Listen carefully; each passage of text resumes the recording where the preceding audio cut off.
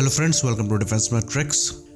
तो एक इंटरव्यू के दौरान हमारे जो चीफ ऑफ डिफेंस स्टाफ है जनरल बिपिन रावत, उन्होंने ये बात कही है, इंडिया द्वारा विचार किया जा रहा है एक नई रॉकेट फोर्स को तैयार करने में। तो इस पर ज़्यादा डिटेल में जनरल बिपिन रावत नहीं गए, पर उन्होंने ये बात कही कि चाइना के एग्रेशन को देखते हुए इंडिया को अपनी स्ट्रैटेजी में फेरबदल करने पड़ रहे हैं, जिसके अंतर्गत इंडिया द्वारा देखा जा रहा है रॉकेट फोर्स को डेवलप करने के लिए। ये बात आपको बता दें कि इंडिया के पास पहले से ही स्ट्रेटेजिक फोर्सेस कमांड है, जो कि हमारे न्यूक्लियर वेपन्स को हैंडल करती है। तो इस कमांड का जो मेन टास्क है वो हैंडल करना है न्यूक्लियर वेपन्स की डिलीवरी को और वॉरहेड्स को, जिसके लिए जो अप्रूवल है वो NCA यानी कि न्यूक्लियर कमांड अथॉरिटी से आती है, जिसके हेड हमारे प्राइम मिनिस्टर हैं। तो हर तरह के जो न्यूक्लियर वेपन्स हैं वो इनकी अथॉरिटी में आते हैं, चाहे वो लैंड बेस्ड हो, एयर लॉन्च्ड हो या फिर सी लॉन्च्ड हो।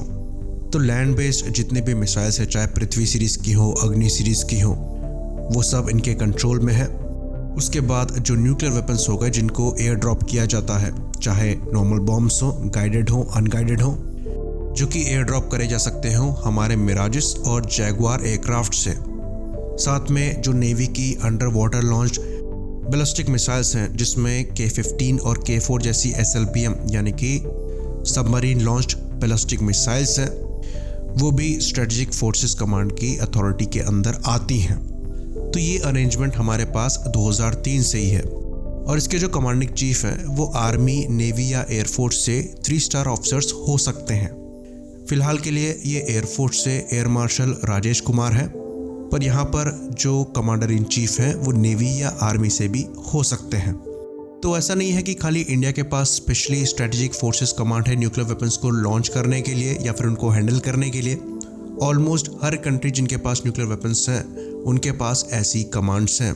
रशिया की बात करें तो रशिया के पास स्ट्रेटेजिक रॉकेट फोर्सेस हैं, जो कि 1959 से ही एक्टिव है, जिनका काम है 1000 किलोमीटर के ऊपर रेंज वाली मिसाइल्स को हैंडल करना, जो कि न्यूक्लियर वॉरहेड्स को कैरी कर सकती हैं। और फिलहाल के लिए रशियन फेडरेशन के अंतर्गत ये उनके न्यूक्लियर ट्रायड में जितने भी वेपन्स आते हैं उनको कंट्रोल करती हैं, चाहे वो लैंड बेस्ड हो, एयर लॉन्च्ड हो या फिर सबमरीन लॉन्च्ड हो। सिमिलरली फ्रांस के पास फोर्स दे तशवेसन है, तो इसके अंतर्गत फ्रांस के जो न्यूक्लियर ट्रायड वेपन है वो आते हैं। US के पास यूनाइटेड स्टेट्स स्ट्रेटेजिक कमांड है, जो कि इनके न्यूक्लियर वेपन्स को तो कंट्रोल करता ही है, साथ में इसका जो रोल है वो थोड़ा वाइडर है। चाइना की बात करें तो चाइना का स्ट्रक्चर जो है वो पूरा ही डिफरेंट है। उनकी जो पीपल लिबरेशन आर्मी है उसके अंतर्गत ब्रांचेस आती हैं, जिसमें PLA ग्राउंड फोर्स है, PLA नेवी है, PLA एयर फोर्स है, PLA रॉकेट फोर्स है और लास्ट में PLA स्ट्रेटेजिक सपोर्ट फोर्स है। तो इनकी जो रॉकेट फोर्स है, जो कि एक सेपरेट ब्रांच ही है मिलिट्री की, उसमें इनकी सारी ग्राउंड बेस्ड मिसाइल्स आती हैं, चाहे वो न्यूक्लियर हो या फिर कन्वेंशनल हो। तो इसमें ज़्यादातर जो है वो बैलिस्टिक मिसाइल्स हैं, और कई जगह पर दिया हुआ है कि ये CJ-10 क्रूज मिसाइल को भी यूज़ करते हैं। तो ये एक डिफरेंट ब्रांच के ही तौर पर है। तो अब ये देखने वाली बात होगी कि जो स्ट्रेटेजिक फोर्स कमांड है वो रहती है, उसके अंतर्गत रॉकेट फोर्स निकलकर सामने आती है, या फिर ये जो स्ट्रेटेजिक फोर्स कमांड है इसको ही कन्वर्ट किया जाता है एक रॉकेट फोर्स पर। तो इस पर बहुत ज़्यादा जो डिटेल है वो हमारे जनरल बिपिन रावत के द्वारा नहीं दी गई।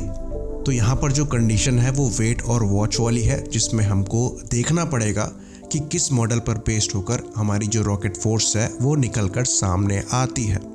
तो जनरल बिपिन रावत ने साथ में यहाँ पर भी फोकस किया कि चाइना जैसे थ्रेट को अगर काउंटर करना है तो जॉइंटनेस की बहुत ज़रूरत है, जिसके अंतर्गत जो थिएटर कमांड है उस पर काम चल ही रहा है, और इसी के अंतर्गत जो रॉकेट फोर्स है उसको भी बनाने पर विचार किया जा रहा है।